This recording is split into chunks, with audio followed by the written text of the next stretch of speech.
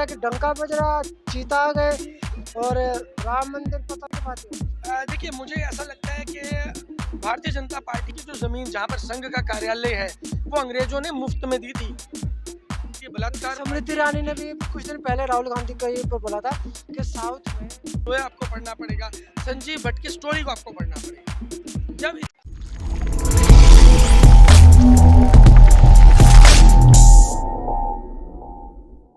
नमस्कार, मैं Vijay Kumar Punia, VKP times news से मैं हूँ दिल्ली के अंदर। और दिल्ली के अंदर मैं आप देखें जंतर मंतर पे काफ़ी सारे संगठन आए हुए हैं, आंगनवाड़ी वाले भी हैं, गुजरात से भी आए हैं, रेलवे वाले भी आए हुए हैं, तमाम लोग आए हैं। लेकिन बहुत ही कम लोग होते हैं जो माइक पे खुल के बोलते हैं, मतलब लीडर होकर बोलते हैं और सच्चाई बोलते हैं। बाकी तो कोशिश करते हैं कि एक दो शब्द बोले साइड में हो जाए। हमारे साथ एक सज्जन है जो कि काफ़ी नॉन पर्सन है, काफ़ी लोग उनको जानते भी हैं, अच्छे विचार भी है, अच्छा बोलते भी। उनसे पूछते हैं सर, इधर आंगनवाड़ी वाले प्रोटेस्ट कर रहे हैं, उधर गुजरात से आशा वर्कर प्रोटेस्ट कर रहे हैं, उधर रेलवे वाले प्रोटेस्ट कर रहे हैं, पीछे उत्तराखंड वाले, गुजरात में बीजेपी की सरकार और उत्तराखंड में बीजेपी की सरकार, और रेलवे वाले जो पूरे सेंट्रल के वहाँ भी बीजेपी की सरकार।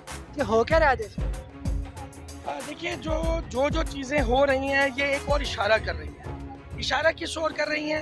एक क्लियर मैसेज आ रहा है जनता की तरफ से कि सरकार जो है वो पूरी तरह विफल हो चुकी है। सरकार की विफलता को एक साइन दिया जा रहा है कि सरकार विफल हो रही है, लगातार विफलता की ओर बढ़ती जा रही है, चाहे किसी राज्य की बात हो, चाहे किसी पूरे देश की बात हो, केंद्र सरकार की बात हो, तो ये विफलताओं की ओर इशारा है। और अखबार तो कह रहा है कि डंका बज रहा, चीता आ गए और राम मंदिर पता नहीं। देखिए, डंका बजने की अगर हम बात करते हैं ना, तो डंका कहीं भी नहीं बज रहा है। डंका बज रहा है अंधभक्तों के दिमाग में बज रहा है, और वो अंधभक्त भी आजकल दिखने बंद हो चुके हैं। आज की तारीख में अगर आप बात करेंगे तो अंधभक्त जो है वो दिखाई नहीं दे रहे हैं। कोई भी अंधभक्त आज की तारीख के अंदर बोलने को तैयार नहीं है। जो फेसबुक पे बकवास किया करते थे, व्हाट्सएप पे बोला करते थे, वो सभी लोग आज लगभग गायब हो चुके हैं। इसका रास्ता क्या? देखिए, समाधान तो आज की तारीख के अंदर या तो सरकार जो है तत्काल इमीडिएटली एक्शन में आ जाए, और एक्शन में आने का मतलब एक्शन में है ना। नहीं, अभी अनुराग ठाकुर ने कह दिया जितने भी सोशल मीडिया पे यूट्यूब चैनल है उनसे हमारे विदेश से रिश्ते खराब हो रहे हैं, उनको बंद करेंगे। जी बिल्कुल, मैं वही कह रहा हूँ कि सरकार को सही दिशा में एक्शन में आना चाहिए। मैं बात पूरी कर रहा था ना, आपने बीच में अपनी तरफ माइक कर लिया। एक्शन में आना और सही दिशा में एक्शन में आना, दोनों चीजों में फर्क होता है। अगर आप गलत दिशा में एक्शन में आएंगे तो जो चीजें हो रही हैं ये और बड़े स्तर पे चली जाएंगी, उग्र रूप ले लेंगी। जैसे कि आपने श्रीलंका में देखा, बांग्लादेश में देखा, पाकिस्तान में देखते आप आए हैं काफी सालों से। अगर आप जनता की बात को नहीं सुनेंगे, आखिर इस देश का मालिक कौन है? इस देश का असली मालिक इस देश की जनता है, और आप जनता के सेवक हैं। लेकिन अगर आप जनता के सेवक बनने की जगह मालिक बनने का प्रयास करेंगे, या जनता को बंधुआ मजदूर समझने का प्रयास करेंगे, मजबूर हो चुके ना, रोटी के लिए बेचारी सुबह से लेकर शाम तक संघर्ष करती है, वो कैसे बोलेगी? जनता मजबूर हुई नहीं है। जनता को मजबूर बनाया है इन नेताओं ने। ये सोची समझी रणनीति के तहत नेताओं द्वारा वो कदम उठाए गए। क्या नोटबंदी अपने आप हो गई? ये जनता ने कर दी, नेताओं ने की थी भाई। जनधन खाता खुलवाए गए, उससे पहले खुलवाए गए। सोशल मीडिया में नोटबंदी की बात बताओ तो सोशल मीडिया में आजकल एक वीडियो वायरल हुई है जो काफी बड़ा स्कैम बता गया नोटबंदी को। काफी बड़ा कह रहा कि कई हजार करोड़ नोट गायब हो चुके हैं। हाँ, तो उसमें कोई डाउट, मैं बता रहा हूँ, उसमें कोई डाउट नहीं है। आप सीक्वेंस को समझिए। पहले जनधन खाते खोले, जनधन खाते खोलने के बाद नोटबंदी करवाई गई। नोटबंदी करने में लोगों ने अपने अपने अकाउंट में पैसे डाले, और उसके बाद में क्योंकि रीजन ये था कि बैंकों के पास पैसा नहीं था, पैसा जमा हो गया नोटबंदी करते के साथ ही। उसके बाद में जीएसटी लाए, जीएसटी के साथ में लोगों ने और पैसा वाइट में आ गया, बैंकिंग सिस्टम में और पैसा आ गया। उसके बाद आपने लॉकडाउन लगा दिया, तो लोगों के पास आज की स्थिति के अंदर पैसा नहीं बचा है। जो आप बोल रहे हैं ना, लोगों की हालत खराब हो गई है, इसलिए पैसा नहीं बचा है क्योंकि पूरे के पूरे सिस्टम को, बैंकों को बचाने के लिए उस सिस्टम के अंदर पैसे को लाए। हमारे देश की इकॉनमी चलती थी, हर देश की इकॉनमी चलती है, कैश में भी चलती है और वाइट में भी चलती है। राहुल गांधी भी मतलब पूरे उत्तर भारत के, पूरे भारत के अंदर एक भारत जोड़ो अभियान चला रहे, लोगों को जोड़ने का अभियान चला रहे। उसको लेकर भी बीजेपी वाले मजाक उड़ा रहे, करे 40,000 की टी शर्ट पहन ली, उस लड़की को गले लगा ले जिसने पाकिस्तान के बात बोला था।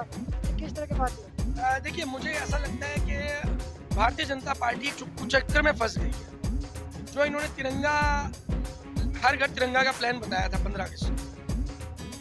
भारतीय जनता पार्टी उस अपने कुचक्कर में कैसे फंस गई, आज ये बोली तिरंगा यात्रा का विरोध कर रही है, क्योंकि ये वही लोग हैं जिन्होंने 70 साल तक तिरंगे को स्वीकार नहीं किया।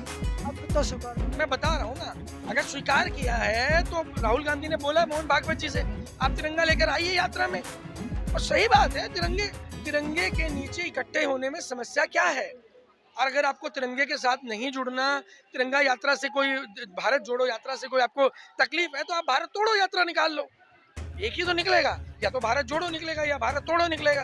तो आप तोड़ते आ रहे हैं इतने समय से, आप भारत जोड़ो यात्रा का विरोध कर रहे हैं, तो आपको भारत तोड़ो यात्रा निकालनी शुरू कर देनी चाहिए। मैं एक चीज़ और पूछना चाहता हूँ, 2 दिन पहले यहाँ पे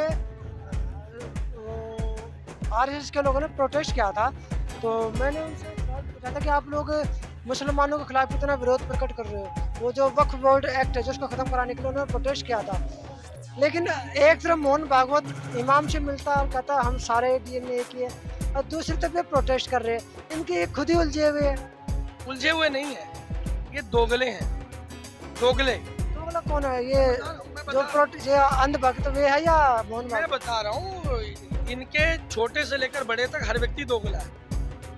रही बात नरेंद्र मोदी की, निजी तौर पर गोडसे को हार पहनाते हैं और गांधी जी के आगे नाक रगड़ते हैं, एक को ही तो मानोगे भाई, या तो गांधी जी को मान लो या गोडसे को मान लो। लेकिन जब आप दोनों के आगे नमन करते हैं तो इसका मतलब आपका दोगला चेहरा है। गोडसे को हार पहनाकर आप गोडसे जिंदाबाद का नारा लगाते हैं, गांधी के आगे आप जाकर नाक रगड़ते हैं, क्योंकि आपकी मजबूरी है, राष्ट्रपिता महात्मा गांधी है। इसलिए ये सारी चीजें जो है, इनके छोटे से लेकर सबसे छोटे व्यक्ति से लेकर सबसे बड़ा व्यक्ति भी दोगला है। राष्ट्रपिता मोहन भागवत को भी बोल दिया, अब गांधी को मानिए मोहन भागवत। देखिए, दोगले लोग राष्ट्रपिता नहीं हो सकते, दोगले लोग राष्ट्रपिता नहीं हो सकते। वो लोग जो राष्ट्र को तोड़ते आए हों, जिन्होंने राष्ट्र का तिरंगा कभी स्वीकार ना किया हो, देश की अलग अलग संस्थानों के ऊपर कब्जा करने का जो प्रयास कर रहे हो, वो लोग राष्ट्रपिता कहलाने के लायक नहीं है। बहुत छोटे वर्ड से इनके लिए यूज भी नहीं करने चाहिए। आपने मेरे 2 दिन पहले एक वीडियो देखी होगी, जिसमें एक बाबा ने बोला था कि डॉक्टर अंबेडकर चाटुकार थे, शायद आपने वीडियो देखी होगी। तो देखिए, जो ये बोला था कि मनुष्य स्मृति अंबेडकर ने जलाई थी, और वो कह रहे थे मनुष्य स्मृति काफ़ी अच्छी चीज़ है, तो उन्होंने कहा भाई, मैंने बोला भी मनुष्य स्मृति तो बाबा साहब ने जलाई दी थी, तो उन्होंने कहा अंग्रेजों के चाटुकार थे। देखिए, अंग्रेजों के चाटुकार कौन थे? किनको पेंशन मिलती थी, किनको दलाली का पैसा मिलता था, किनको मुखबिरी का पैसा मिलता था, ये इतिहास का विषय है। इतिहास को जानना बहुत जरूरी है। जब आप जानेंगे तो इतिहास के अंदर इनके जितने अव्वल ऊपर के उस वक्त में लोग थे, उन सबको अंग्रेजों से सुविधाएं मिली हुई थी। आरएसएस की जो जमीन जहाँ पर संघ का कार्यालय है, वो अंग्रेजों ने मुफ्त में दी थी। आप ये बताइए कि अगर अंग्रेज एक तरफ जनता से कर वसूलते थे, किसानों से कर वसूलते थे, इनको वो जमीन मुफ्त में क्यों दी थी? जवाब दीजिए। यही तो सवाल है ना, असली सवाल, सही मुद्दे पर सवाल इनसे पूछिए। जब भी आपका ऐसे लोगों से इंटरव्यू होता है, उनसे पूछिए कि संघ को जमीन अंग्रेजों ने मुफ्त में किस लिए दी थी? ऐसा कौन सा काम संघ करती थी उस वक्त? 1926 में संघ का संगठन हुआ था, आज तक वो संघ जो है वो रजिस्टर्ड क्यों नहीं है? इनके बड़े लोगों को पैसा क्यों देते थे अंग्रेज?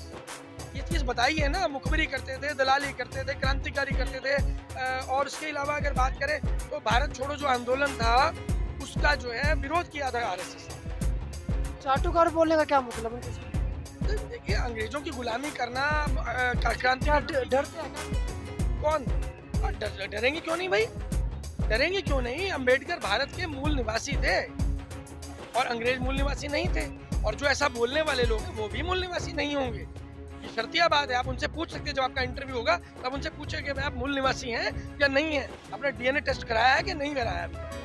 और संजय सिंह कहते हैं कि भारतीय जनता पार्टी भारतीय झूठा पार्टी, भारतीय झूठा पार्टी, भारतीय बलात्कार। स्मृति ईरानी ने भी कुछ दिन पहले राहुल गांधी को ये बोला था कि साउथ में जो उसकी मूर्ति थी, क्या नाम है उसका, मतलब उसको मत्था टेक के नहीं आया, लेकिन कांग्रेस वालों ने वीडियो दिखा दी। स्वामी विवेकानंद। देखिए, इनके पास तोड़ नहीं है जो भारत जोड़ो यात्रा है, और मैं मानता हूँ कि ये कांग्रेस की यात्रा नहीं है। भारत जोड़ो यात्रा देश के आम नागरिक की यात्रा। भारत को जोड़ने का प्रयास हर व्यक्ति को करना चाहिए। भारत को जोड़ने में क्या समस्या है? भारत अगर जुड़ता है, एकजुट होता है, तो नेताओं की कुर्सी खतरे में आ जाती है। समस्या ये है। अब ये भारत जोड़ो यात्रा का विरोध तो नहीं कर पा रहे हैं। अगर विरोध करना चाहते हैं तो इनको भारत तोड़ो यात्रा निकाल लेनी चाहिए। भाई एक ही तो निकालेंगे, या तो भारत को जोड़ेंगे या भारत को तोड़ेंगे।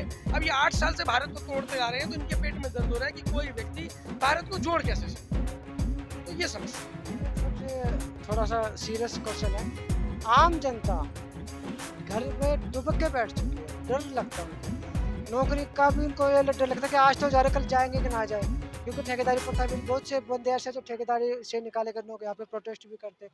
तो जनता इतनी डर क्यों चुकी है? क्योंकि मरेंगे वैसे भी देखिए जनता के ऊपर ना आज की बात नहीं, इसके लिए आपको गुजरात का इतिहास पढ़ना होगा। जो गुजरात के तत्कालीन गृह मंत्री थे हरेन पांड्या, जिनका मर्डर हो गया। सुराबुद्दीन एनकाउंटर केस को आपको पढ़ना पड़ेगा, गुजरात दंगों को आपको पढ़ना पड़ेगा, जस्टिस लोया आपको पढ़ना पड़ेगा, संजीव भट्ट की स्टोरी को आपको पढ़ना पड़ेगा। जब इतने बड़े बड़े लोगों को मार दिया गया, टिकाने लगा दिया गया और उस पर कोई कार्रवाई नहीं हुई, तो आज की तारीख में जनता ये जानती है कि जो भी बोलेगा उसको मारना, उसको कुचलना, उसको खत्म करना आज के मौजूदा नेताओं के लिए कोई बड़ा काम नहीं है। आज वो क्रांतिकारियों की दोबारा हमें जरूरत है जिन्होंने 1947 में क्रांति की थी। जब तक वो क्रांतिकारी इस देश में आगे बढ़कर जिम्मेदारी नहीं लेंगे, अपने सर पे कफन नहीं बांधेंगे, तब तक इन नेताओं के चंगुल से देश आजाद नहीं होगा, चाहे वो भाजपा के नेता हो, कांग्रेस के नेता हो या आम आदमी पार्टी के नेता। क्रांतिकारी लेके कहाँ से आएंगे? इस देश की मिट्टी बहुत जरखेज है। भगत सिंह, उधम सिंह पैदा करने बंद नहीं किए हैं, सिर्फ नाम बदल जाते हैं, चेहरे बदल जाते हैं, लेकिन विचार वही होते हैं। तो वो आएंगे, हमें ऐसी उम्मीद है कि वो लोग दोबारा आएंगे।